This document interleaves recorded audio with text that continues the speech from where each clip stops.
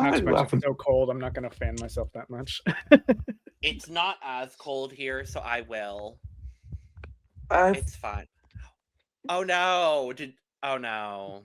totally forgot my fan. You I didn't don't know this even. cuckoo was happening today. My brain was not on this. I'm sorry, y'all. Oh, it's all good, honey. It's fine. We're just happy you're here. Mm-hmm. We are just happy to be in the presence of the resident evil diva today. It's all good. Period. Yes. Period. Yes. Work. Hello. Work. Earring drop. Period. Period. That is, I promise you, that is going to be the new unique and different for this year. I promise you. I'm not the most polished queen earring drop. Period. Shout out to Sammy Lindsay. I love you, girl. Yes. Oh, I'm so sorry. Shout out to Shark fan favorite earring drop. I was going to say, I forgot the brand that she was the fan favorite. I was about to say Toyota fan favorite or something. Nice Toyota Thon fan favorite. Oh my gosh.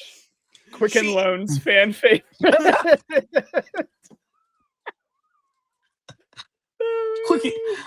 Quickie Mart's fan favorite. Bubbly water fan favorite. Poppy soda fan favorite. Right? Oh my gosh. Oh my god. Oh my god. Oh, Truly fan favorite.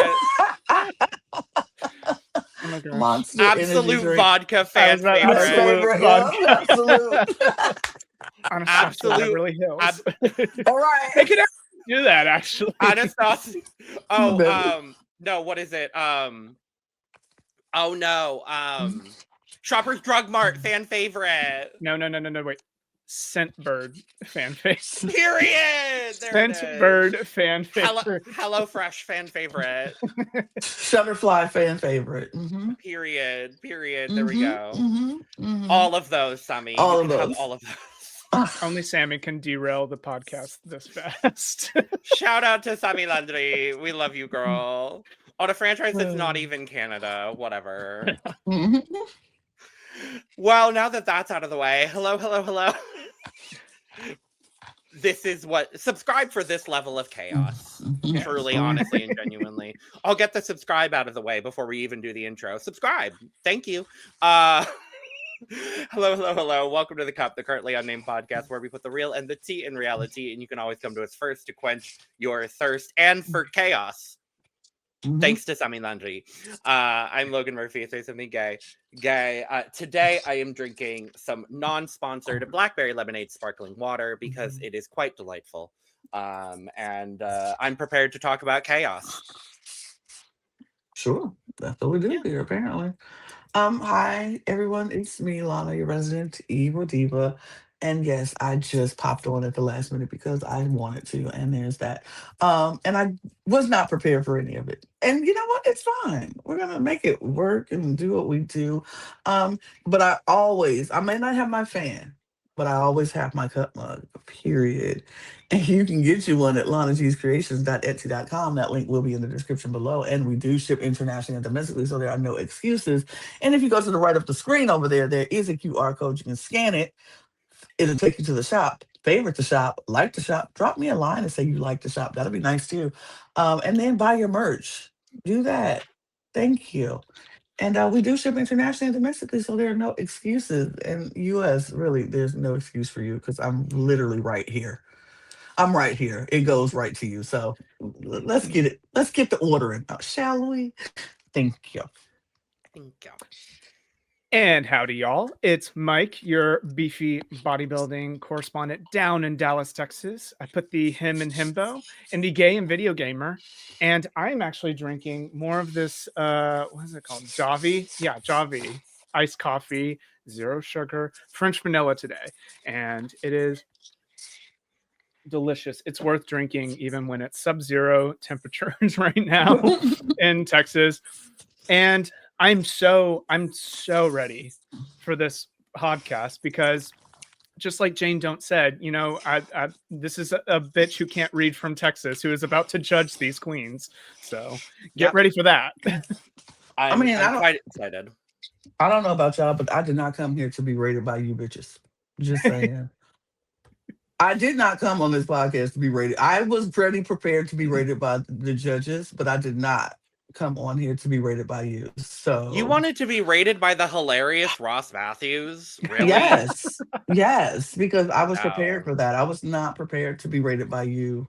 With some So of the opinions he was giving this episode, absolutely not. It's actually hilarious that they were all talking about like the queens, like, oh, we're rating each other, and then we got some of the fairest placements I think we've gotten all season. Literally. I'm like, what the fuck are we doing here today? Like, genuinely. We're gonna get into all of it, but before we do, make sure to subscribe if you have not already, because we're here almost all the time giving you almost all things drag. Currently, it is season 18 of RuPaul's Drag Race in motion right now, and season 3 of RuPaul's Drag Race UK versus the world as well. Very exciting, very lovely. Breaking news, of course. Already fabulous. Already wonderful and fantastic. The first week is done, so make sure to go check out our coverage of that, especially the premiere recap with Miss Bonnie and Clyde from RuPaul's Drag Race UK Series 7. Love it, love it, love it. And we have so many extra special guests planned and in the works for both season 18 and UK versus the World 3. So we are working double time, overtime, and everything in between to try to get some fun guests for you all for the rest of both of these seasons. So make sure you are subscribed and hit the notification bell, because we are literally inches and centimeters away from 3,000 subscribers, y'all, and we appreciate all of the support you all are giving us. So thank you, thank you, thank you, thank you. We really greatly appreciate it. Make sure you're checking out everything we're doing here across the Cup Network. The Cup TV is popping off as well. We've got, we are finishing out the Traders US over there. We just finished Traders UK as well. If you did not watch that season, it is iconic, wonderful, fantastic. Make sure to go check out our coverage of that as well.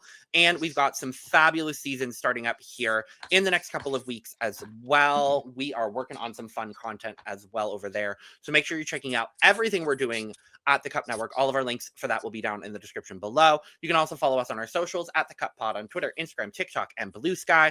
And if you want to follow the three of us for more chaos, including but not limited to lifting videos, random general crazy thoughts, and Lana being fabulous, you can follow us as well. Our links are in the description below. So we come back in, and Briar's gone. Briar's gone. And before we get into anything else, I know specifically that I had some very strong words about, you know, some of the words that some of the queens had last week regarding Briar's fainting and whether, you know, some queens thought it was real or not. And right off the bat, I just want to say I'm really happy to see, you know, the overall reaction from the queens on this season, and specifically, you know, Briar being very forthright in talking about everything, and talking about it with the queens that were involved, specifically Vita and Athena and Juicy, and like kind of like talking about the whole narrative on her socials and her YouTube channel. And I love that, you know, she's the one kind of, you know, leading the charge and being like, hey, this happened a long time ago. We're good. We've kind of talked about everything. Also, with now the knowledge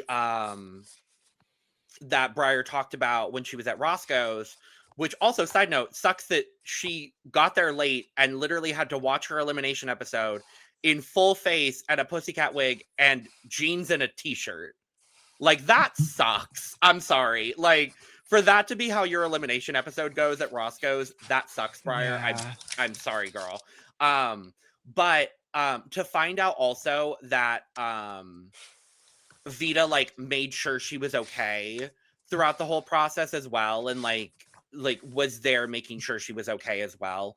To have all the information we have now, like I know I was very, very like I was harsh towards those girls. I do want to retract all of that personally.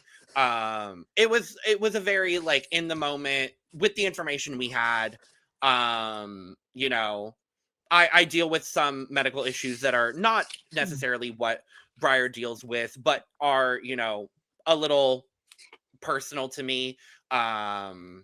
So it was a touchy subject for me personally. So I just want to retract all of that. I'm glad we're seeing and hearing what is going on. And also, don't fucking send hate to these girls. I'm going to say especially Vita, because Vita is receiving a lot of hate, specifically for being a Black queen. I'm going to say it. And don't send hate to these girls over stuff that happened months ago that they have since resolved.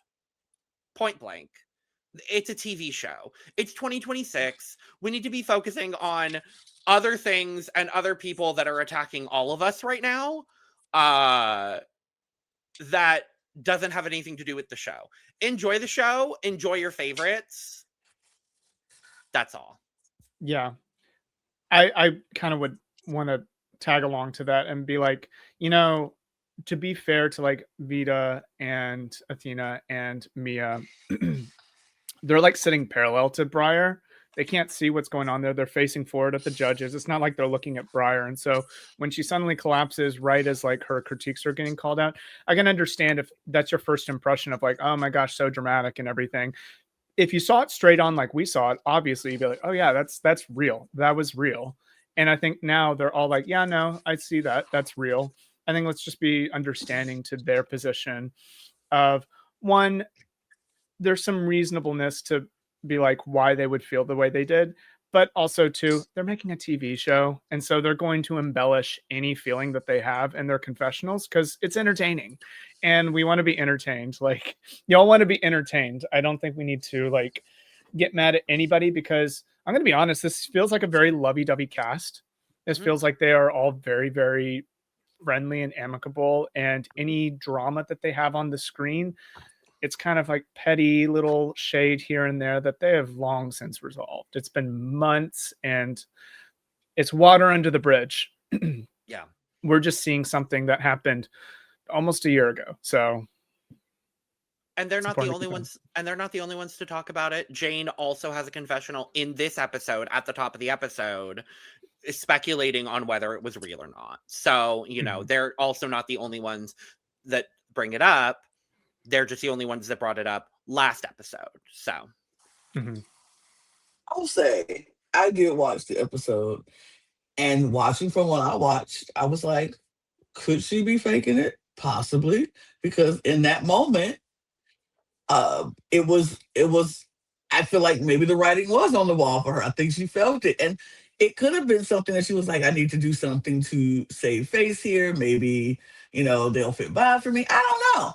But, and I was like, it could be, which if she did decide to do that, that would have been her reason to get more screen time. That could have been her thing to get more, you know, whatever, the splash that she gets before, you know, her departure. But I don't think it was necessarily a fake thing. I just think everything that the emotional, you know, turmoil that she was dealing with at that moment all came down on her at one point. And I don't think it's fair for anybody to get mad at Vita or Athena or me for mentioning that or thinking that, because like you said, Mike, where they were standing, they didn't see anything. They just saw her go down. And it's so unfair for people to not act like none of us think wrong assumptions of people. Our first assumption is something that could be fake. Everybody's not going to be like, oh my gosh, she's so, especially after the way Briar has been acting in this competition with some of these people. So I think there was reason for them to not personally just assume right off the bat that this was a real medical issue, or maybe she was, you know, because honestly, the way she went down and then popped back up, I was like, questions. But then I was like, but that could happen. I've seen it happen to people before. So it can happen.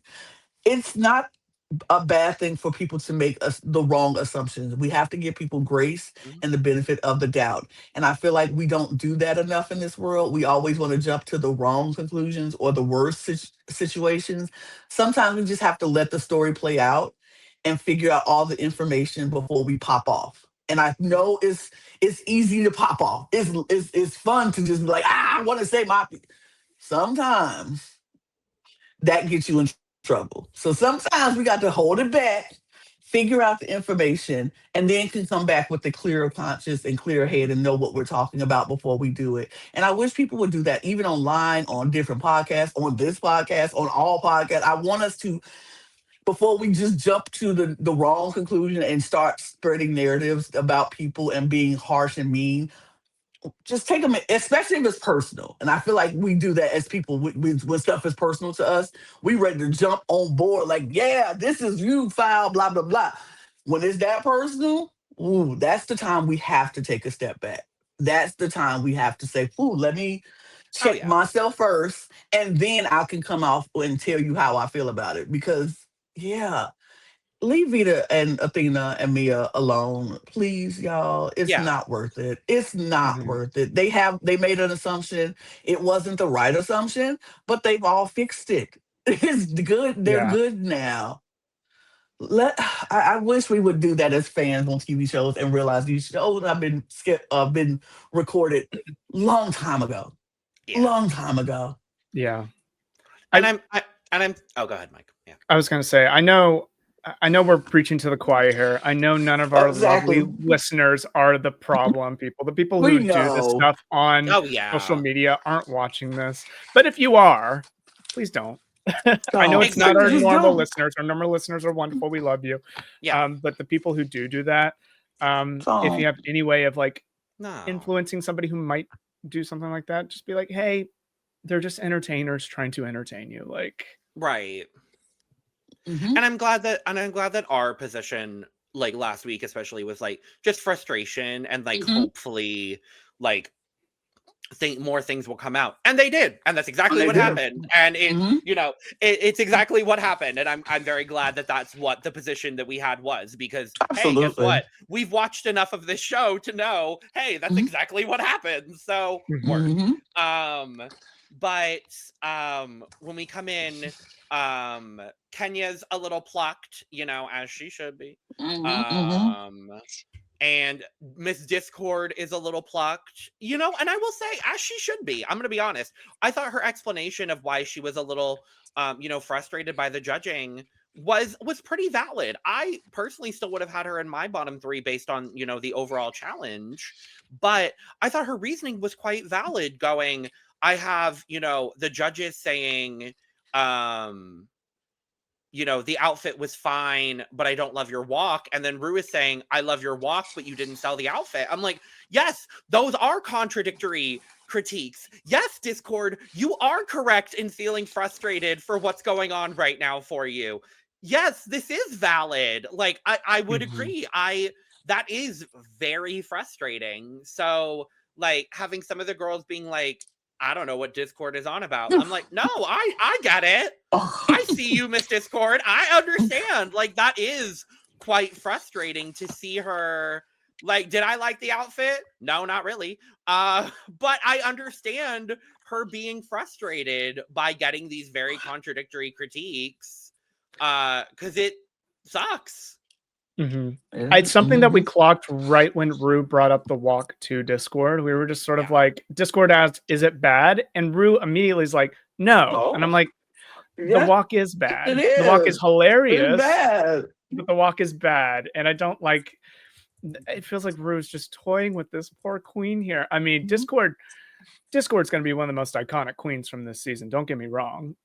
So I'm not worried about her impact on the season. I'm just kind of like, if you're there in the competition in real time, I understand that frustration when you're like, I'm getting mixed signals from these judges. And Rue is thinking on an entertainment level, but all the other judges are thinking on a quality level. And so they're giving a quality-based assessment, whereas Rue is like, I'm thinking of what's going to move the numbers and the views on all the Instagram reels, all the, everything that's going to get passed around. It's frustrating to see. I don't like self-produced moments like that. It feels so inauthentic. I agree with that. Darlene's a little plucked because she thought she was going to win her head-to-head, and we all did too. I did too. We all did too. Lana, did you think Darlene was going to win her head-to-head? I think so.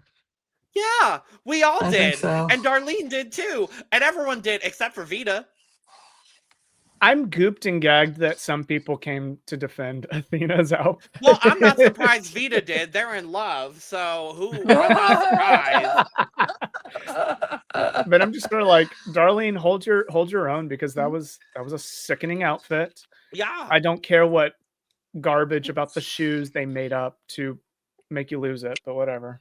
And then Athena brought up the hemline that we criticized on That crunchy, crusty ass hemline, Athena Dion. No. But it was lined. It was lined. No. I will say, mean? okay, it was lined. I will stand corrected from last week. Lined. It was lined. Okay, cool. No. No, Athena Dion. No. Athena said, look at my hem. It's lined. Look at it. I lined I don't it. want to. Look at it. You will No. know. Athena, It's dear, you're not lined. helping yourself by pulling up. Girl, no. Baby, she David. she wanted you to see that hemline, baby. It is lined. And you won't tell me otherwise. Line. You see that? Line.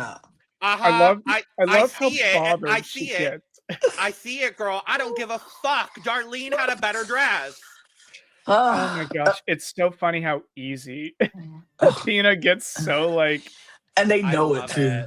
They I know it love too. it. Everybody And knows just she to knows push a it little bit. too. they're like, Just push a Briar's little not bit of around to buttons. bug you anymore. Now it has to be the rest of us. Somebody has to do it, Athena, because So it's good. fun. It's fun to see you So upset. good. And it I is love fun. it. It is I love fun. it so much. She gets so annoyed Um, so fast. It's so fun. It's so good. But yes, we come next day in the workroom. And Discord's decided to wear yellow. Why? I don't know. I fear my outfit choice today was for Discord because I felt I was going to turn over a new leaf too. Yeah. I wanted to turn over a new leaf because I know you all are used to seeing me in the dark. But I'm not that anymore. I want to show you who I really am, and I'm going to wear colors now. Cool. I'm happy to hear it, Lana. Well, Anyway. apparently it's like trying to see Wednesday Addams trying to smile. Which I'm like, I've seen a lot of Wednesday Addams smiling, to be honest. I don't get that one. All I know is I'm not going to squabble this opportunity. They were really reaching for stuff before the bell, for the alarm. Baby. So RuPaul comes in after her. Okay, we haven't talked about it yet on the podcast. How do we feel about the Ru rules this season? Has that been every episode? I didn't clock Yeah, that. it's the new thing. I think they're cute, honestly. I think it's cute, but not to get too like political. It's hearkening to kind of Bill Maher, who I hate. That's valid. I think that's fair. It's cute. It's cute branding. I like that it's something different, honestly. Mm-hmm. It's one of those like little subtle changes. Yeah, I do like it. I like it. I think when you said about Bill Maher, Mike, it made me think. I'm like, actually, I'm wondering if that's the reference. It could be, but I also like it because it's like, look, who better to give you rules to becoming a great drag queen than RuPaul themselves? And Ru was like, here's the rule number, whatever. Whatever. I kind of like it. I think it's fun. I think it's interesting. And U.S. Drag Race needs a little spicing up a little bit from time to time. So I think that little subtle change is nice. Yeah. And Rumel has been stale for a lot of seasons now. A change is nice. I think it's cute. I really like it. Hey, if this is the better version of that horrible person's new rules shtick. So That part. Yeah. But yes, we find out that the maxi challenge for this week and next week is the Rate a Queen talent show, part 1 and part 2, with 11 people. You couldn't have done it with an even amount of people. Okay, sure. I hate this for my ADHD and for my OCD that I have ever so slight. You couldn't have done it with 12 people. Couldn't have done it with Briar last week. Okay, sure. You had to do it with Zara Larson here, but I guess you could have done it next week with Zara Larson. Okay, whatever. It's fine. But Vita, for winning, gets to decide what week she's in, even though everyone gets to decide what week they're in. What the fuck are we doing? What the fuck are we? What? I was like, what? I thought she was going to get to pick the weeks, and I'm like, that is so OP. But no. None of this matters. I thought because she apparently was going to... Mikey gets to pick. Right, I thought she was going to be able to pick who is going on what week. Okay, so here's what I thought. I thought she was going to get to pick the week that she went on, and then everyone else was going to get to pick like where they went randomly. Or something like it could be like a chain. Be like right. you get to pick next, and now you get to pick right. next. But no, none of that mattered. And I'm like, so does any of this matter? No. Does any of this glam bullshit?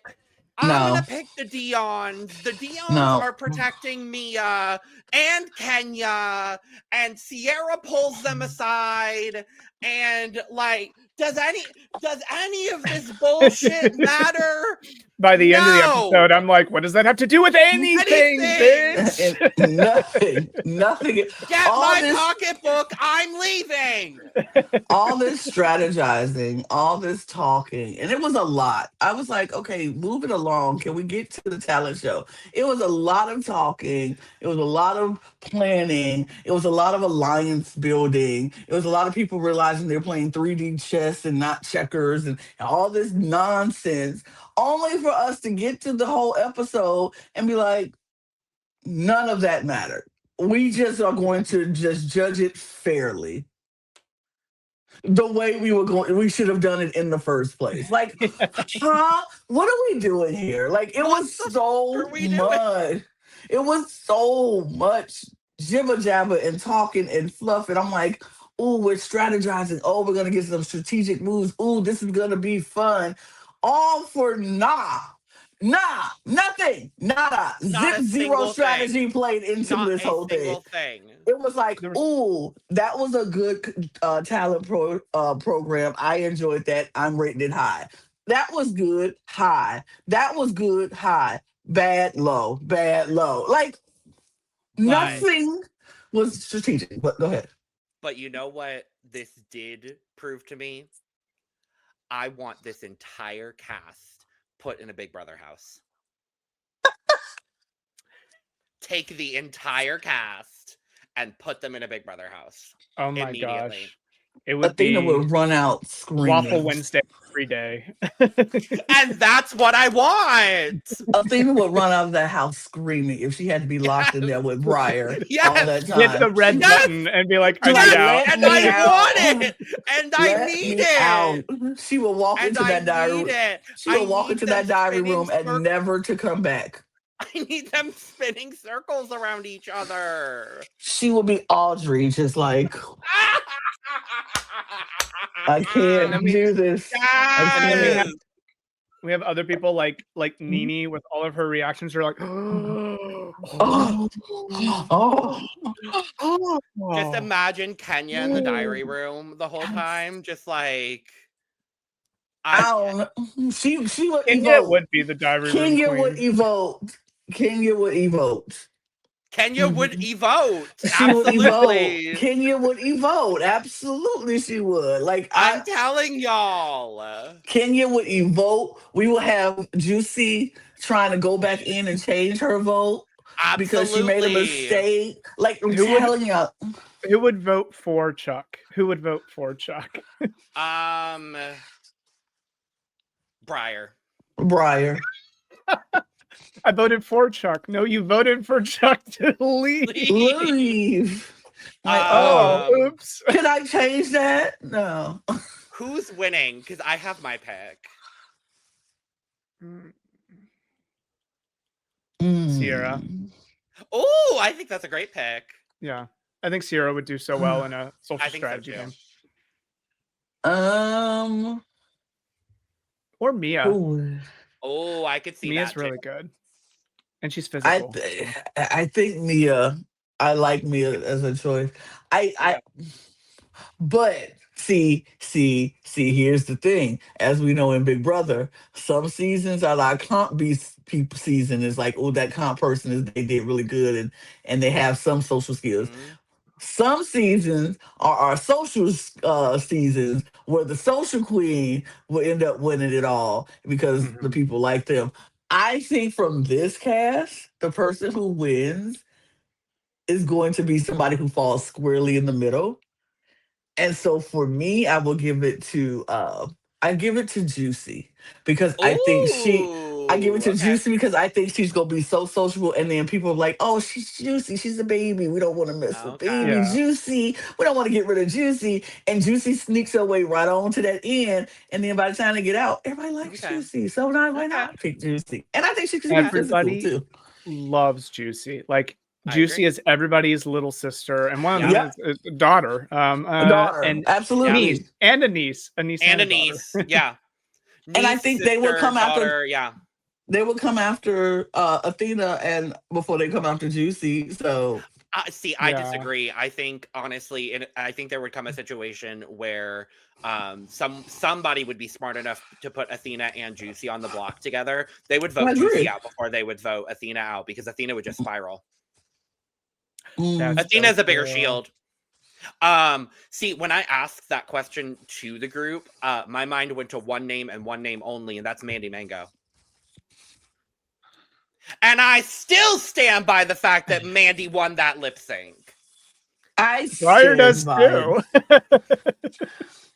No, I think Mandy has. When you talked about that well-rounded right in the middle, my mind goes to Mandy Mango, 100%. Okay. So.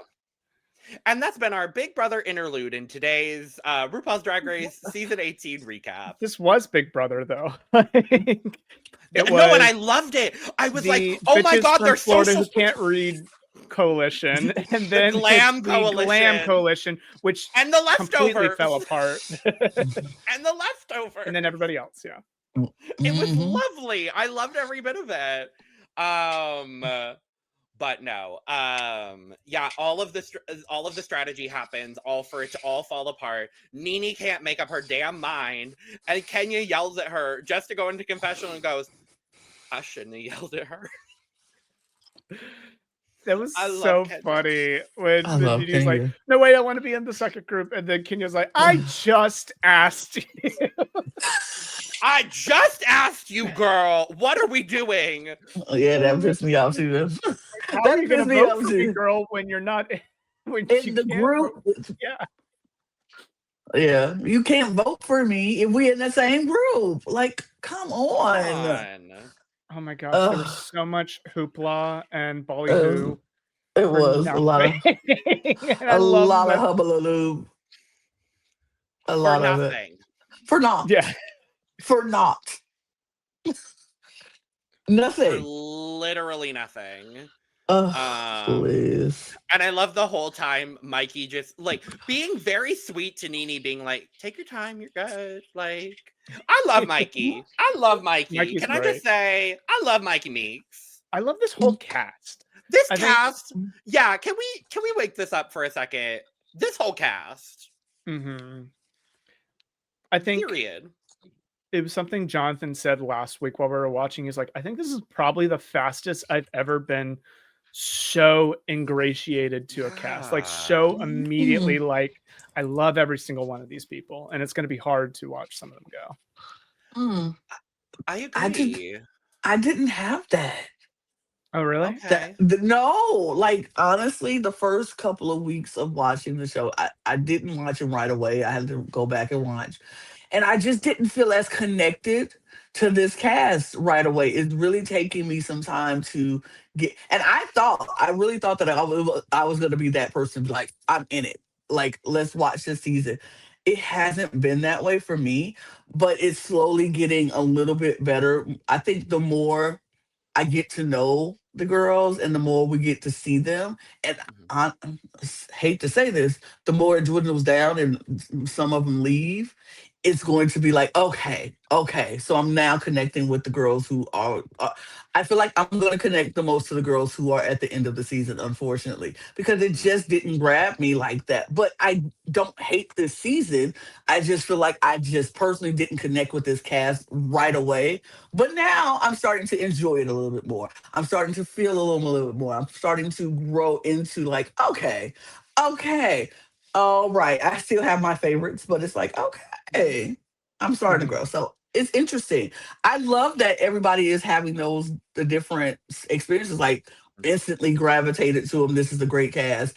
To people are like, it's okay. And me is like, it's taking me a little bit because I think I forgot who I was talking to. Somebody, I was talking to David. David said the same Yep. thing. It was like, I'm not as connected to this cast like I thought I would. I was like, okay, I thought it was just me, but I'm coming around to it. So I'm like, it's interesting to hear y'all talk about how y'all are instantly connected. And I love that. I love that. Yeah, I think I fall on the side of Mike and Jonathan here because I'm really Mhm. loving like every person eliminated so far. I've been like, oh my god, like I really really want to see more of them. Mhm. This Mhm. cast just feels really dynamic, Mhm. in a really fun way. Like everyone's art has been really really fun to see. The personalities have been really great. The actual show itself has felt really interestingly dynamic as well. I think we're just seeing different storylines than we've seen the last couple of seasons. Um, I don't know. I'm really just enjoying a lot of the personalities. I feel like the styles of drag are also a bit different from what we have been seeing the last couple of years as well. Mhm. I think we're seeing some more high concept queens, and I think it's just a little bit different, and I'm quite enjoying it as well. Um, I am yeah, enjoying the it's been drag. good. I am enjoying the drag Mhm. aspect because they are giving, like they are bringing it. So I appreciate that. Yeah, I think it'll be interesting to see how people respond to the season as a whole. Because I'm going to be honest, Mhm. there has been a fair amount of controversy so far in the season, but it Yeah, has nothing to do with the cast yeah. and it Mhm. has everything to do with production. There's all this drama around producers like attending Roscoe's to keep an eye on the eliminated queens. Yeah, and And the pit stop as the pit well. stop is a huge sort of pain point. Yeah. Just Have you seen any of horrible. this, Lana? No. So, yeah, so Jan was one of the people that talked about it. We don't talk about, controversy all the time. So it's fun to talk about it. But yeah, there's been some everything is alleged information. It says so on screen currently. But there's been some tea that producers have been attending the Roscoe's viewing parties in Chicago, which is, the most iconic viewing party. And I think the Mhm. Scorpios one, I think that's the bar in North Carolina I that has didn't know been where it was, doing but it's picking up. it's That's picking becoming the up, and new I love Roscoe's that for because them. producers aren't Yeah. attending it. Yeah, cause and they're filming it as well. Shout out to Scorpios in North Carolina. I forget what city in North Carolina. I think it's Raleigh um Okay. in North Carolina, but shout out to them as well. But they've been monitoring the Roscoe's viewing party to make sure that people aren't saying like too much. And then also Jan was on the pit stop a couple weeks ago. Shout out to Miss Jan Sport. Um, Just Jan. and just Jan. No, she can be Jan Sport now. She I'm has. joking. I'm like, good for her. She could be Jan Sport now. But she was on the pit stop a couple weeks ago, and she said afterwards that a lot of what she said was cut out of the episode, Mhm. and basically she was censored, Mm. essentially, because a lot of her negative commentary towards Briar in the lip sync with Briar and Mandy was cut out. to basically make her sound a little bit more neutral towards Briar, because her and Briar had beef before on TikTok. So they're basically trying to either censor, or for lack of a better term, sterilize what is being said about the show for some reason. Yeah, I think I don't like it. I really don't like it when they're overproducing. It's like the point of the pit stop is that we get a more raw opinion from alumni about the show. But if they're just going to censor what they do, then I'm just going to look elsewhere. And now that I'm looking at Roscoe's, which has historically been that raw opinion from alumni and other big local drag queens as well that haven't been on the show yet, which I love that they always include. That's also starting to become tainted if, like, you know, queens are little worried that they might be running afoul of their contracts at these events, and so now we're moving elsewhere. And like, I think it's just, there's a lot of issues with how production's trying to handle the show and handle the narrative around the show, and I'm really bummed out about that, because like, I feel like you should listen to your audience. You should listen to the people who, we love the show, but we have issues with how you're producing it. Don't force this narrative down our throats and then say, like, no, this is going to be the narrative. You're not going to get any other viewpoint out there. It's okay that the producers have one perspective of the queens and we have a different perspective. It's their show. That's fine. But we're going to have opinions on it. And I'm still going to watch the show at the end of the day. But like, if they continue to do this, I think a lot of people are just going to tune out. They're just going to be like, it doesn't matter at the end of the day if I'm just going to be silenced. And to be honest, that's kind of a sobering realization of our world today, that you feel like you really need to control the narrative of what's happening here. I want to go here to escape the sad reality of that's what our country is being devolved into. And it's sad that we're seeing that in our favorite thing. Like, come on, production. Like, let's not let the queens say what they have to say. I mean, if they flagrantly break their NDA, I mean, it's there for a reason. But I think their own opinions of what happened there, I don't think that runs afoul of their NDA contracts.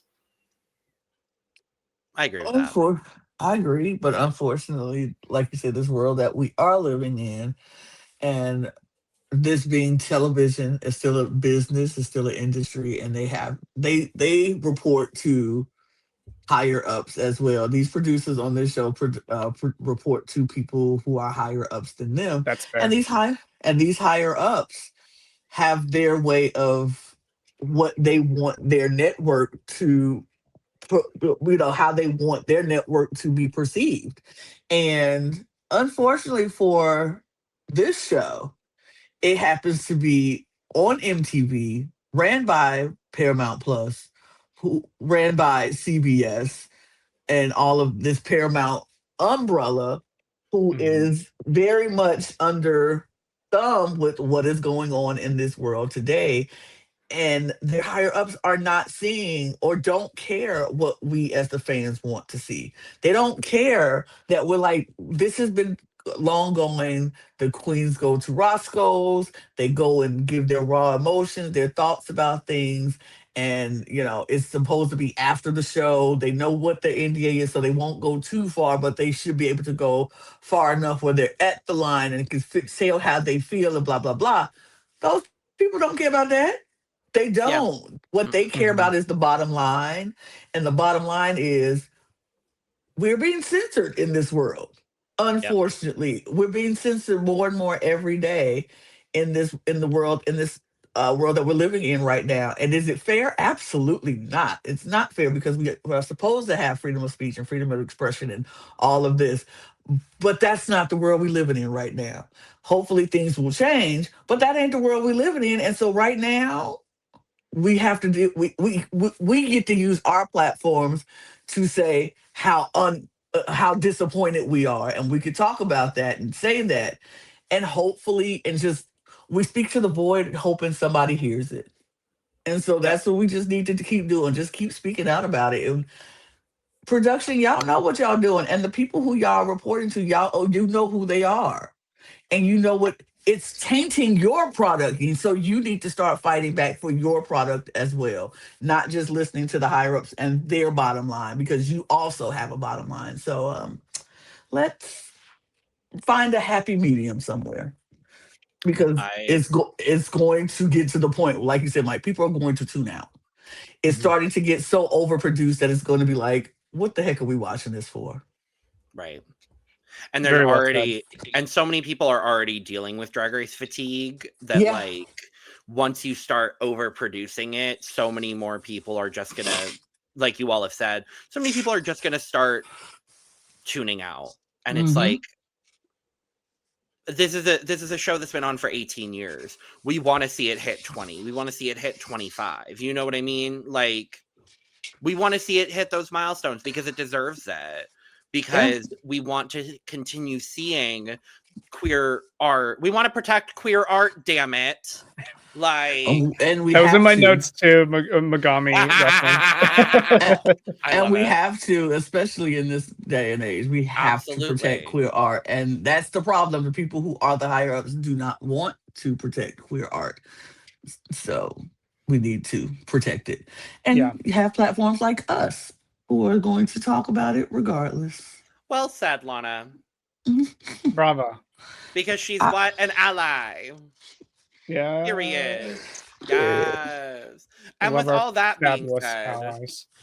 with all that being said, I think it's time for us to go to the runway. Yes. Well, period.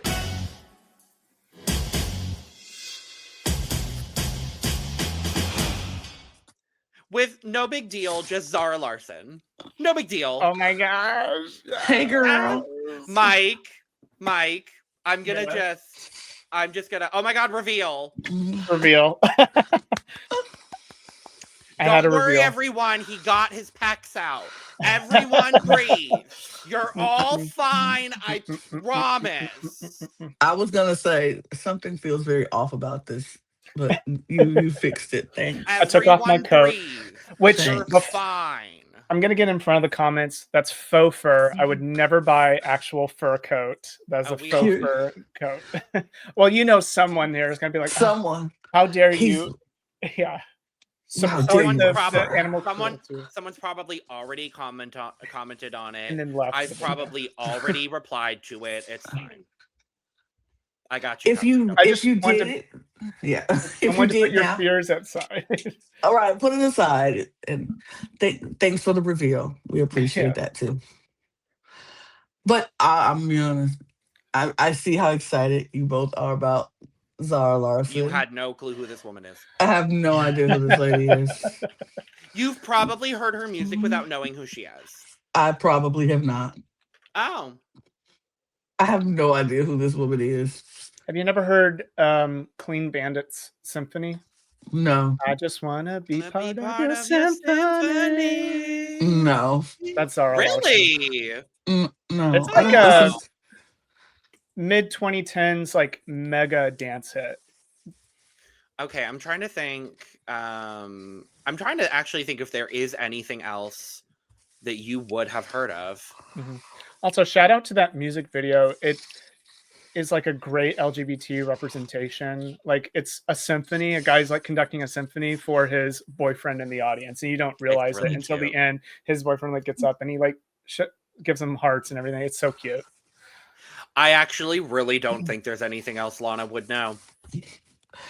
I don't. That's because her I will biggest say hit. 2010s, I was not in my ally era. I'm gonna be Oh honest. yeah. So I wasn't here listening for the music for the gays and the days and the thems and those. I wasn't in understand. that in my life. So I understand that. She's got great fun pop music. If you ever want to, check it out, you don't have to. She seems like a lovely lady. She honestly was a fabulous judge. I love that she didn't have any of the pressure of like putting queens in the bottom, so she could just vibe and just give praise and have fun. I loved it for her. She was fabulous. Yeah, looked fabulous in this bedazzled. Oh my god, jumper. It was that a romper? Love it. I loved it so much. Also, yeah, she was fab. This is amazing. Yeah. This is so stunning. It's such a simple Rue silhouette, but like this fabric is like the fabric is carrying the dress in such a gorgeous way. I love that we get another moment of Rue standing in front of a wig, but she looks phenomenal. This is a great wig for Rue to stand in front of. And Michelle Visage. This is a silhouette Michelle should do more often. And I have to say, I love Ross's suit. I love the cute little like bejeweled like tiger resting on his shoulder. I thought it was so cute. I was like, I want that. Yeah, it looks good. I love that we're getting this trend. It feels like on every drag race, we're getting a trend of like metal silhouette on fabric. And I'm loving this nod to the Zendaya Dune silhouette. So, Mike, I feel like I've had this conversation with you before, but I don't know. I feel Mara. like if I had, yes, Mara at the banquet for Traitors. I must say, I just feel like we've had this conversation before. Which, I love if y'all have not seen, if you're a Drag Race fan, go look at just specifically the banquet scene of this season of Traitors. It is fashion. The fashion. And we talked about it in length and detail on our Traitors recap. So you can check that out. There was so much fashion, plus some baby Mora, Lisa, Candace, Kristen. I said Candace was wearing like the Akira season 11 like headdress. Literally the first fucking thing I said when I saw Candace was Akira C. Davenport. Like they could be sisters. And then I listened to the Waiting for Tonight, like Hex, I think it's Hex Henderson remix, the one that's Sway lip sync. That is like a nightmare. And I just remember she was like doing this with her headdress in it. Literally, it is nightmare fuel. That's wild. Poor Honey Davenport. I'ma say it again. Mr. Palm Springs Leather, Honey Davenport. You mean fish that flopped out of water onto the front of the stage? Anyway. I love it. I love all of it. It was amazing. Cool. Go check out our coverage of Traitors US episode 7. Go do that.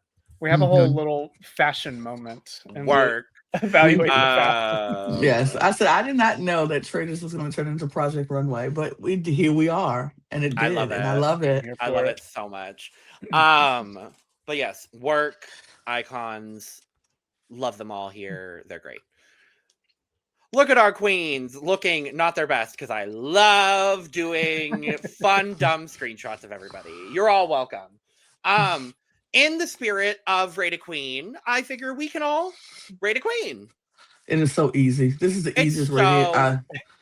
This is so the easiest rating I will ever do in my entire life. Oh, period. Okay. Point blank. Vita, Sierra 6.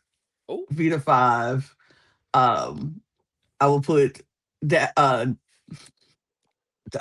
Darlene at 4. I will put Nene at 3. I will put Mia at 2. Juicy at 1. Period. Okay. I had the exact same list. Period. Easiest queen I could ever. And when I read, I after the talent show, I read it off to Jonathan. This is my list, and he's like, "It's same for me." It's the exact same for me. I know yours is different, Logan, but I already know yours is different, Logan. Yeah, but it was the easiest for me to come up with the rating. So, but was it hard? I understand both of your lists. No, it wasn't hard for me at all. I do have a slightly different list. Okay, go ahead. I'll go through mine and then we can kind of discuss everything a little bit. So I have Vita 6, Darlene 5, Sierra 4, Nene 3, Juicy 2, Mia 1. Okay, all of that makes sense. Yeah, I mean, there's a clear bottom half, top half. Yeah, it's a clear bottom half, top half. For me, what it comes down to is, I think the reason I have Sierra 4 as opposed to you all having Sierra 6 is for me, it comes down to concept. It's the balancing of concept and execution. I personally just really like Sierra's concept. more than both Darlene and Vita's concepts. And I think that that concept was executed a lot stronger than what Darlene and Vita did. For me, why I have Vita 6 is mostly because she just did not know half the words to the song she brought to Drag Race. Like, and beyond that, it was just low energy. Like, I was kind of just, and I love Vita with every fiber of my being. I love her. I think she's so fabulous and fierce and wonderful. This was so underwhelming to me. Like, I was just like, girl, what is, huh? And then I kind of felt a little similarly about Darlene as well. Like, I thought the song was quite cute and lovely. And then hearing her explanation in Untucked about, you know, her and her husband being quite like handy and doing like a lot of like renovation work. And so that kind of being the inspiration for her talent number. I thought that was kind of cute. I feel kind of same but different with Darlene's to how I feel about Serena Chacha's All-Star 6 talent, where she's got all this stuff on the table and then she doesn't pick any of it up until the very end, and she picks up one thing. And Serena had all those wigs on the table, and then she doesn't touch any of the wigs. I'm like, why are we bringing the props and then not using the props? It was just confusing to me. So I was a little like, those were the two performances I was underwhelmed by. And then with Sierra, there was a bit of like, she had one big malfunction when she was trying to get like the cocoon off, the butterfly in the cocoon, literally. But otherwise, I thought the poem was actually quite lovely and well done, and I thought her performance was good. So that's why I would have had her 4th personally. As far as like, go ahead. Go. As far as like the bottom half, I think we can just talk about the bottom half because I think we have the same bottom half and top half. Yeah. The reason I had Sierra at the bottom, I do love the message that she has, and I do have like a spiel of what she brings up in Untucked when we get to Untucked, because I really loved what she had to say about her act. I think for me is I'm perfectly fine with a more serious act. That's totally fine. I just think it needs to have like this impact that I don't think really got there. I think it was building to it. I think there was all this potential for it. There was a lot. Jane said it herself, like there was a lot of potential in the act. I just don't think she realized it a lot. And I think Zara Lawson actually said it. Larson said it really well. She was like, I loved her outfit. And when I feel like the outfit is the best part of the act, I think that is really detracting from the message that you have when I'm sitting here being like, I love that outfit. It was better than her runway. Yeah. And I love a serious message. Like, I think I remember, who is it? Vanessa Van Cartier from Holland season 2. I think they did a talent show, and she did this interpretive like dance about like being trans, and it was really powerful and done so well. It has to have that impact, that extra oomph that feels raw. And I think Sierra was getting to that point, but never achieving it. So I think that's why.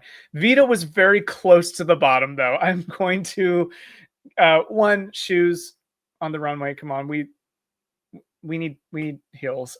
For me, I'm like, let's have some heels because like it's dragging it up.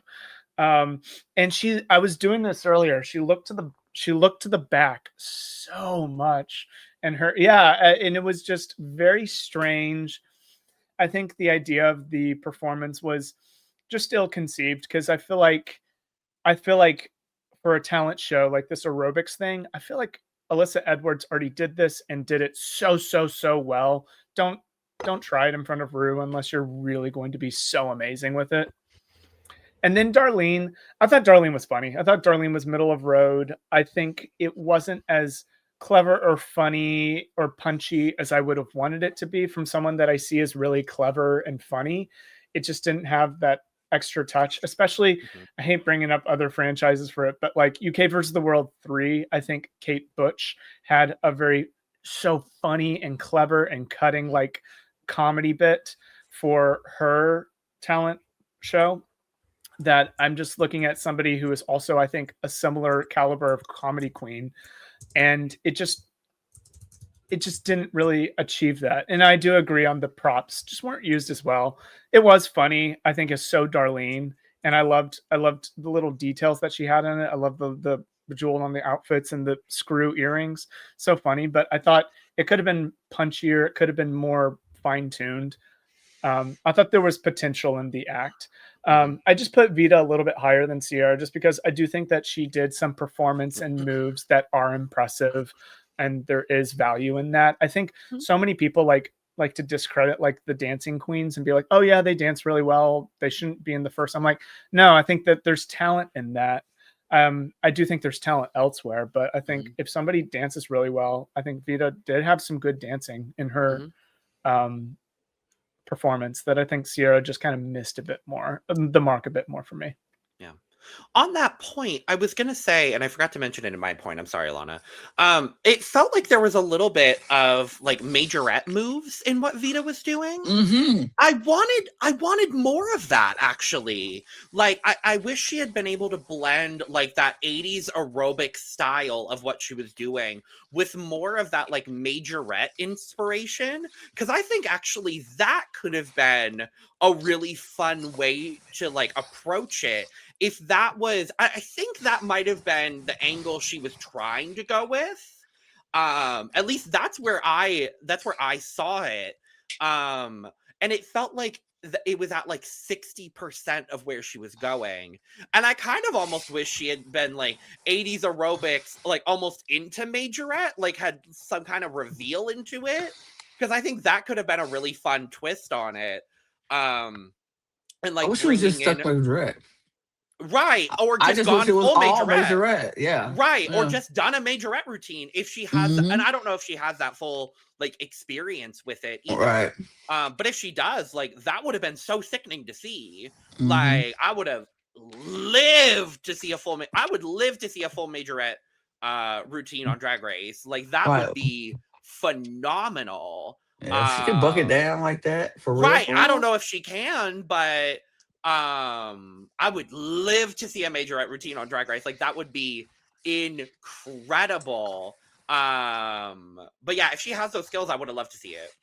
Absolutely. Yeah, and that was what I was going to touch on. We would have saw more of that from Vita, but I do agree with you, Mike, that she did show a little bit more. For me, that's why she was at 5 instead of 6. The reason for me Sierra was at 6, I think it's what you said, Logan, about her being conceptual was why you liked her more. I think her concept was why I liked it less, because I think she was over conceptualizing it, and it didn't need to be that. Did she have some like I think her look was great. I think how she interpreted and pulled it off, and the look, I thought all of that was good, but I just don't feel like what she was saying was matching what she was doing. Like I feel like it just didn't have the feel of like I felt like she just, what it felt like? When a teenager is just broody and angsty for no reason, they just want to be broody and angsty, and I just want to be mad. I don't have any reason. I don't really have a reason to be mad. I don't have a reason because my house is paid. My parents are still together. They pay for my house. They pay for my food. They pay for my car. They pay for my insurance. They buy me clothes. But I'm just mad because that's what that poem felt like to me. It was like you're not giving me a reason why you're mad. You're not telling us. You just start off, I feel numb today. Why? Yeah. Well, and she gave the reason in Untucked. Like in Untucked, right. Yeah. She lost her drag sister to depression. And like I wish, and like to critique it, I wish she had included more of the specific reason. Right. Like not necessarily directly saying it, but if there had been more of that. Even if it was like like a paper, like she's reading something and had her drag sister's picture on it, and she's reading it and she closes off, I feel numb today, and it gives us a reason, like maybe an obituary, a program, a funeral program. Yes. Like, oh my God. Yeah. That would have been like, oh, you're feeling numb because you lost someone so close to you. And I get it afterwards. Like you said, in Untucked, once you said it, I was like, okay, I get it. But when you got that minute, we don't know what it's about. And it just felt very angsty for no reason. And it just didn't make sense. And so that for me is why she got the sixth position for me. I thought Darlene was fine. I thought Darlene was cute and fun and funny. I got it. It maybe it could have used a little bit more energy, but I thought it was still funny. So that third position for me was I, I thought Nene was so good. The Yeah. only reason she got third is because it was a viral moment and so many people have seen it. Mhm. Even I saw it, and I Mhm. don't really I was want gonna stuff like I that. I picked it. literally Mike For the Mike Instagram picked it review. for the Instagram Right, review. right. I'm So like, even I saw it, and I don't be doing that. I don't be following people like that to know what it is. But I'm like, it was nice. It was fun to see it on the show, and she did a really good job. It was yeah. still a funny and fun performance, but because I've seen it, it's kind of like okay, but still good. But to But see Yeah. then it repackaged in the way that she did, she did. having I seen still it. liked it. Oh, I thought the repackaging was quite good. I Oh, did really enjoy absolutely. it. Yeah. I thought I it was did. good, but I think it was kind of like that other viral one where I forget what the song is, but it's like a drag queen as Voldemort doing that viral. Do y'all remember that? Mm, Yes, I do remember that. Yeah. Like it's kind mm, of the same level of virality of the same kind of performance, like virality of the performance that we've seen before. I mhm. remember when this performance from Nene, it made the rounds. I wasn't even at the time really kind of paying attention to more local queens and what the local queens were doing at the time, but it came across my eyes. That's how viral it Yeah. was. Like I wasn't even looking for it. I and remember just seeing it happened. as well. Yeah. Yeah. So yeah, that was. But Juicy and Mia were undeniable. Yeah, Juicy and agreed. Mia were Oh my gosh. undeniable. And if I had a first place tied, it would be them. Same. Like because they were just so good from from the moment they stepped on that stage to the moment that music stopped. They were just in it. And it was so good to watch. It was so fun. Like each of them had their own just moments. I was like, oh, it was so good. I honestly, there was no denying these two. They just ate it up. And what else can you say besides they were that dang good? They I were think just that dang good. I think they have like they're both so talented in performance and dance, but in like different ways. I feel like Mm-hmm. Juicy is very calculated, very precise movements. The way Mm-hmm. that Juicy Clean. moves her body is so clean but Clean. intentional. It's not like clackety Yes. clack clack clack. It's very like I'm gonna do this and then now this and then boom. And it was so robotic was the perfect concept to go Mm-hmm. for the act. And it was magical to watch. It was such a great concept and so perfectly executed. That's why Juicy was first for me. Mia was such a close second because Mm-hmm. there was just this immediate energy as soon as she came out, and she just She said, bah. attacked with energy, and it was amazing. You can definitely tell that Mia is a seasoned dancer. She knew exactly what she wanted to do. I think I give the smallest of knocks to Mia for the double nip slip. And I think Mhm. her outfit is a little cumbersome for like the Mm-hmm. movement she was doing, but the fact that she was doing it through her outfit Mhm. was a Mm-hmm. sign of the quality of Mia's dancing skills. And they even said it in Untucked, like she was like shaking her booty through padding, which Mhm. is Right. insanely hard to do. Yeah. Mm-hmm. Yeah, nothing but the highest marks for Juicy and Mia. We were blessed with Oh my these. god, Well, yeah. yes. Like Undeniable.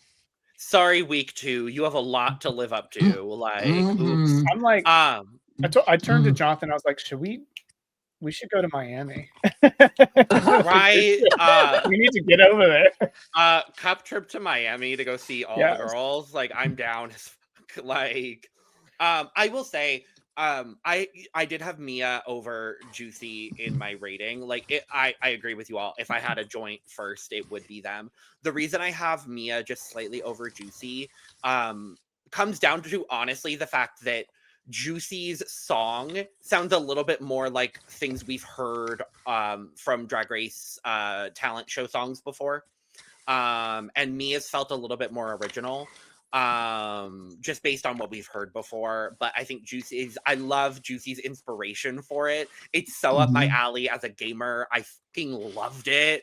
And then hearing her inspiration for it in Untucked as well, saying that one of her DDs said that it seems like someone's like controlling her with a Joy-Con. I was like, that's so fucking cool. Like, I love that inspiration. The more that I'm learning about Juicy and like her inspirations for drag, the more that I'm falling in love with Juicy Love Dion. Like, I'm just like, her brain is so cool, and like her drag inspirations are just so fucking cool. Like, I think she's such a dynamic artist. Like, I really love Juicy. And Mia, for me, just the moment she came out, like, just enamored by Mia. I just absolutely adore her. Yes, the nip slips happen, but free the nip, Mike. You should know better than anyone here. Free the nip. That's so true, sir. But no, I absolutely love it. We were blessed by these two performers tonight in every way, shape, form, and fashion. It was absolutely incredible. And yeah, period. Any other thoughts on anyone? I love wig reveals to the same wig, but slightly different. The same wig, but shorter. Yeah. Period. It's giving was it Liza Minnelli? If you don't like your wig, get a new one. Get a new one. I love it. I love it. Oh my God, I love it. Well, the not judging happens. And the Rated Queen happens. And it's all over the place. That's about it.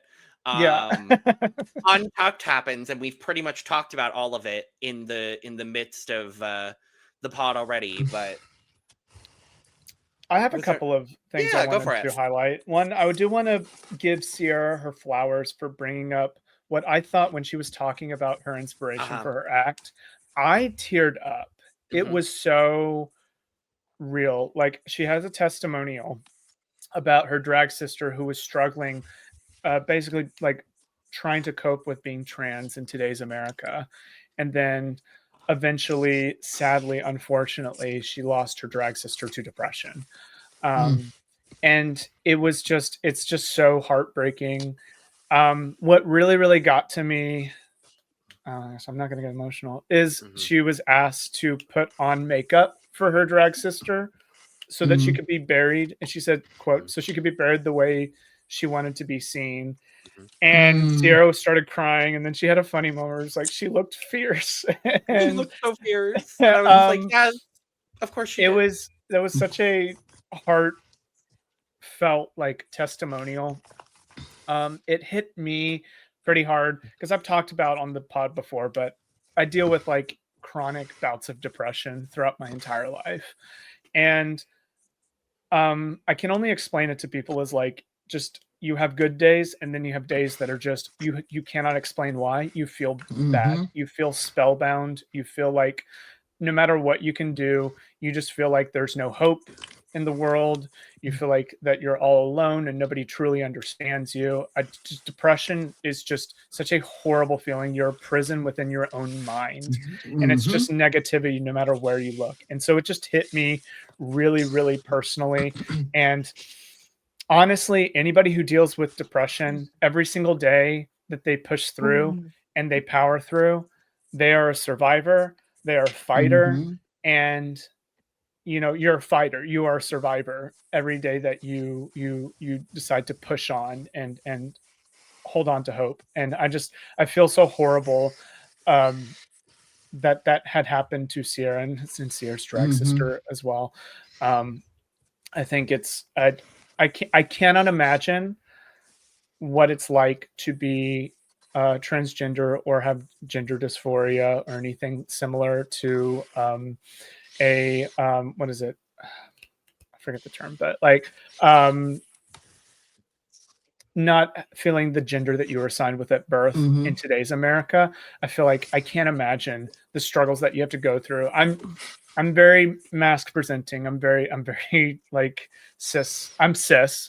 Yeah. So I can't even imagine that extra struggle on you, but I do understand depression because I do have, it's an unseen darkness is what Sierra said. And I can't explain it any other way than it's that somebody looks perfectly fine. They might be smiling and laughing at your friend group, but there's this hollowness and emptiness inside that you can't explain other than just some days you just feel it and I can't explain it in any other way. And I'm glad that Sierra brought it up because depression is a real medical issue that people have to tackle every single day. So I really appreciate Sierra bringing that up, and I give her flowers for that. I know I ranked her last, and that's mainly because I didn't get all that emotion from her actual act, but her talking about it really kind of welled me up, and I was just like, if she could have captured that, she would have been in the top half for me, easy. So, anyways, one thing that I saw come up that I thought was brilliant in the Untucked Lounge was Mikey brought up a rubric to judge the talents. This pipe rubric: presence, impact, point of view, energy. And I was like, baby, I am holding on to this. Like, as someone that just started drag, thank you, Mikey, because I am holding on to this for the rest. I'm picking up that nugget and dipping it in the hot mustard like Mohart told us to. I am holding on to that for the rest of my career because that is one of the smartest things I have ever heard. Like, amazing advice. It's so interesting. I didn't even realize, like, she summarized everything I was already in my head, kind of being like, okay, this is how I'm like, but she so succinctly is just like, these are the little line points that I'm grading it by. And I was like, I've been doing that and I've had no way of like vocalizing it. And so it blew my mind.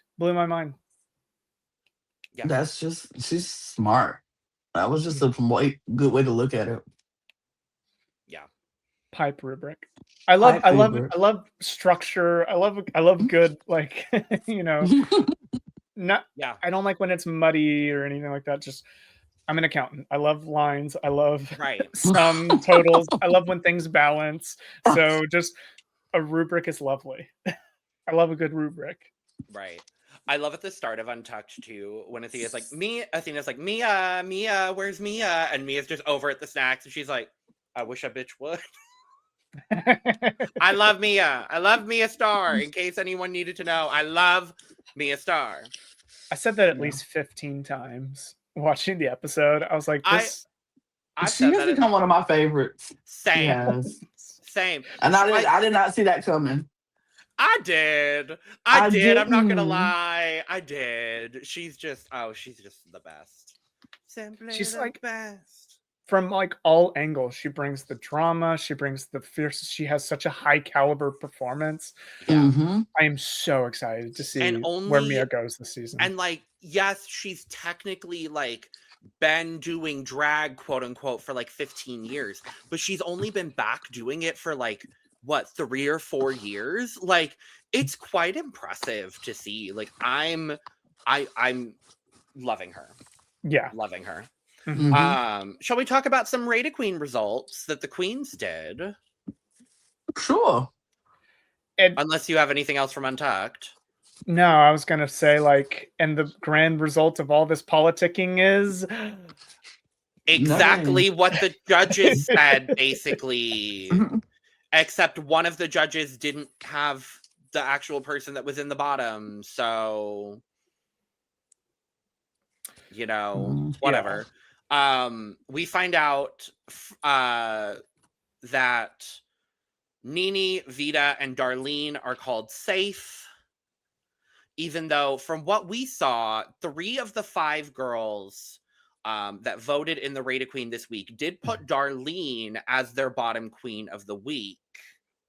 Mm-hmm. So I'm really intrigued to see how the math is going to turn out, because we know that Miss Athena put Darlene up 3rd.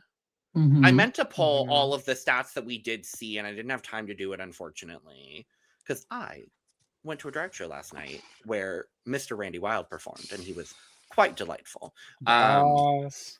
He was the star of the show, in my Yeah. opinion. But I'm also biased. Mm-hmm.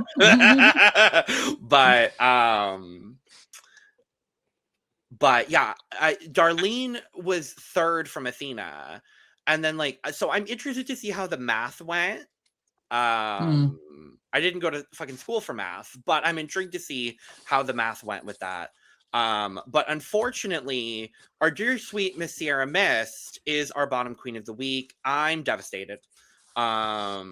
Which means she will be lip syncing for her life next week against one of the 5 queens competing in week 2, that being Kenya, Athena, Discord, Jane, or Mikey. So one of the 6 of them will be eliminated next week. And we find out that our top 2, completely deservedly so, no other universe, though I honestly wish it had been a 3-way lip sync, to be honest with you, with Miss Nene Coco as well. I think that would have been sickening. But a top 2 lip sync between TT and Nice, Miss Juicy, and Miss Mia. Lip syncing, baby. Lip syncing, stunting, performing, Super Bowl halftime show, almost level quality, VMAs, baby Zara Larson, get them on stage at your next performance. Lip syncing for the win to Pretty Ugly by Miss Zara Larson in front of Miss Zara Larson. Yeah. I can tell you right now, it is January 31st of 2026 at the time we are filming this video. This will be on my end of year top lip syncs of 2026 list. Point blank. I don't know where, but it will be on the list. This for me was the best lip sync I think I've seen since maybe Anitra and Sasha and the Lollapalooza.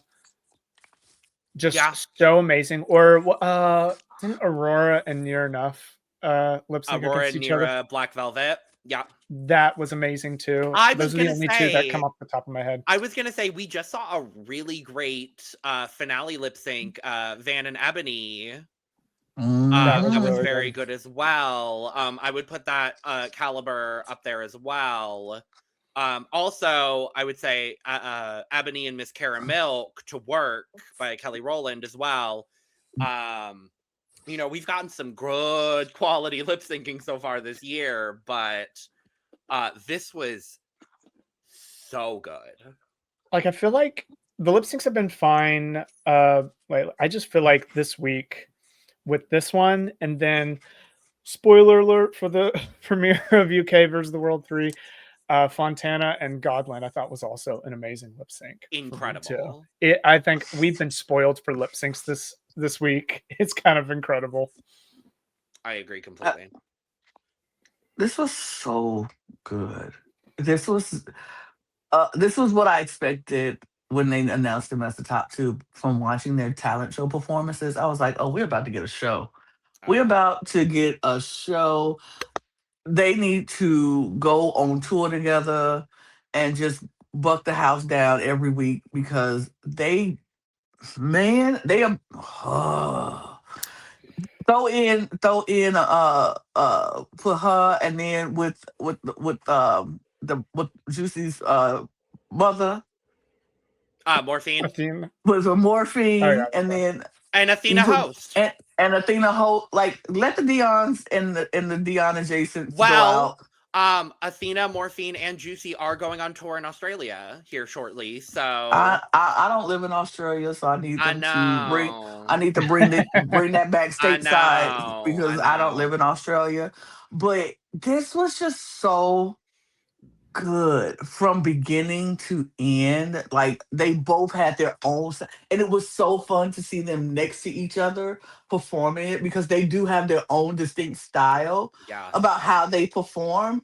But it was so, like you said, we said before, Juicy is so precise. Every move is intentional. She is not just coming off the cuff with nothing. She know exactly how she plans this in her head, and she executed perfection. Mia is a little less that, but it's so she's choreographing it as she goes, and you can see her do it, and it comes out so good. It was so good to see. And then when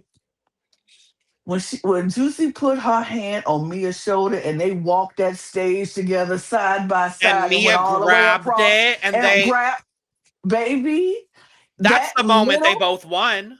little moment right there, it was like, Done. yes, like it was so good. I was like, I don't know what these judges gonna do because I can't see a way that both of them don't win because they Yeah. both ate it up, and it was that one little thing that put my hand on your shoulder. She grabbed, and we sashayed across the entire state. Baby, it was It was so good. over. It was OVA at that point, like TKO, DOA, all the words, all the letters. It was So donezo. It good. was Mhm. so good. I just enjoyed this. This is one that you watch back over and over again. Like you said, the Sasha and the Nisha, like these are the ones you watch over and over and over again. And this is one of them. I loved it. Yeah. I think for me, I love it's kind of the family celebration of it all because they have been Mhm. on this drag journey together because they're drag family. And then we have Athena in the back being a proud mother and just like it's just the love and just it's so fun to watch. This is all of their dreams and to get to experience it with someone that they really, really care for and Yeah. have success at the exact same time and get to share in that. That is Yeah. like a special moment that's going to be with them forever. And so Absolutely. it just seeing they lit up and they were just so happy and big night for Miami. Big night for Big night Miami. for Miami. Oh, Miami Absolutely. must have been dying. Yes. Every bar just cry. And then not to mention Zara Larson living her best life. Yes. Like I would have loved to be Zara Larson in that moment. She's just like, like big week for Zara Larson and Laureen. Like both of them just getting their life in these lip syncs. No, I loved this as well. I agree with everything y'all are saying. Like I loved both of their takes on this lip sync. Like Juicy's stunting ability is maybe unlike anything we've seen. Like we've seen some great stunters on the show in recent seasons. I think of Anitra. I think of obviously Maya. I'm on the page, but PM. PM absolutely. Oh my god, yes. But Juicy just has this. She's got this. She's just so captivating in the way that she does things. It's just so beautiful. And then the way that Mia, sorry, why do I want to say Maya? Shout out to Maya Fox. Maya on the page. Maya on the page. Shout out to Maya Fox and Maya on the page. But the way that Mia like you said, Lana, she choreographs as she's performing almost. It's really cool to see. I really am just so captivated by Mia as a performer. Now I'm gonna pose the question to you all because they do both win. They both get a challenge win. Period. Feels correct. It feels 100% correct. They split and they both get a $2,500 cash tip. Period. Now, if you had to give the win to someone here, I can. Okay. I honestly couldn't because they both ate down in various ways. Okay. I respect that. I did have I thought it was I said I want this to be a double win, but if I had to choose one winner, it would have been Juicy for me. Okay. For me, it's just it is the outfit that Mia is wearing is Okay. pulling her back. It is a great Okay. outfit. I do like the effect that it's giving, but for what she's trying to do in it, she does so well. And I think if she had something a bit less cumbersome, or like she was padded to the heavens, my goodness. Yes. It was incredible. But like if it was something a bit smaller, I think she would have just, I don't know. Okay. I think that's just me. I will say I liked her outfit better in Untucked. It shined and sparkled in a way that it just didn't on the stage. Yeah, it's interesting to see the difference between like backstage lighting and onstage lighting. Like the lighting situation this season and last season, like since they switched to the new stage, has been quite interesting to see. Because I feel like some things are not translating as well on the new stage. It's one of the things I've been noticing. It's so dark. The floor is so dark, and there used to be these like bulb lights all the way down. Now it's like these flat lights that don't shine up as much, and I think it mutes outfits. Well, and they've got all the spotlights that go on the lip sync too, because they've got these front lights instead of the bulb lights that they used to have. It's really weird lighting. I hope they fix it. For me, if I had to, because I do agree, obviously double win. For me, I would have given it to Mia actually, because I think there were a lot of really great emotional moments where I think Mia kind of captured a bit more of the essence of the song directly for me. I think they both did a really great job at taking the song and capturing it and making it their own. But to take the essence of the song, and that's literally my tiebreaker at this point, because I'm splitting hairs of my beard at this point. Same. For me, it would be Mia, but there's no universe I wouldn't have had this a double win. Absolutely. I think for me, it's like, I think they both encapsulated different kind of interpretations that were part of the song. For me, Juicy is kind of this brat bitch kind of energy, and then Mia is kind of this boss ass bitch kind of energy. Yeah, I agree with that. I can see that. I agree with that. I liked it both. Yep. But yes, they both win, deservedly so. As they should. Period. And that's that. We don't have a draft update this week because it's part 1. So we will do the complete draft update next week when we know the full tea on what happens. Unfortunately, I don't have either of the winners on my team. I have one. Yay. But I also lost one. So. I've lost 2. Yeah. Well, I just realized this season is the inverse of my UK draft. Like I drafted the top 2 in that season, and I drafted the bottom 2 in this season. I just realized all of my team competes next week. Oh, well, it's gonna be a rough week for you. Oh, it could be a mixed bag. Great week or a mixed bag. Yeah. Yeah, I literally have Discord, Jane, Kenya, and Mikey. Well, I have Athena. My luck, Athena's going to be in the bottom. I don't think that's going to happen. And Kenya, we both compete next week. I will say, it seems like in the next on Drag Race that Sierra is really pushing for specific queens. They didn't name names, but if I were to guess, I think Athena. She's like, I want to face either Jane or like Discord in a. Why would you want to face Jane? I think like she could lip sync better than she thinks she could lip sync better than her. But my problem is that Jane is a front runner, so it doesn't matter how well you lip sync. I think Discord is kind of the choice you want if you really want to survive a lip sync.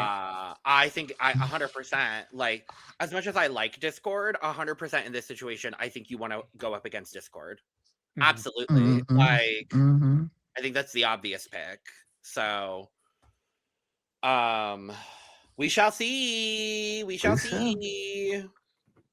I'm wondering if they know the lip sync song already. Like, does Sierra get a head start? Right. I'm like that. I'm curious about that. I don't know. I'm sure the queens may say, who knows? Producers might be like, who knows? But all will be revealed next week, and I can't wait to see how this turns out. So, with all that being said, thank you for joining us for this lovely, fantastic episode recap for RuPaul's Drag Race Season 18, Episode 5. If you enjoyed this chaos, good. Because there's plenty of more of it across this whole channel. We've been doing it now for just over 4 years. Make sure to subscribe. We are on the doorsteps of 3,000 subscribers, so we really appreciate all the support. Thank you all so much. Hit the notification bell so you know when we put out all of our content for season 18 of RuPaul's Drag Race on Saturdays and Sundays, and on UK versus the World on Wednesdays and Thursdays. And speaking of Thursdays, make sure to go check out our episode 1 recap of UK versus the World 3 with Miss Bonnie and Clyde. With Miss Thursday. Miss Thursday. Otherwise, make sure to check out everything else we have going on this channel and across the Cup Network. All of those links will be in the description below. Make sure on your way out, go check out another video of ours. Go get your merch at lanagcreations.etsy.com. And with that being said, we are going to go ahead and get out of here. And make sure to check out our look over here where we will be talking about all things satin. And oh boy, that's going to be a fun episode. Cheers, y'all. Bye-bye. Bye.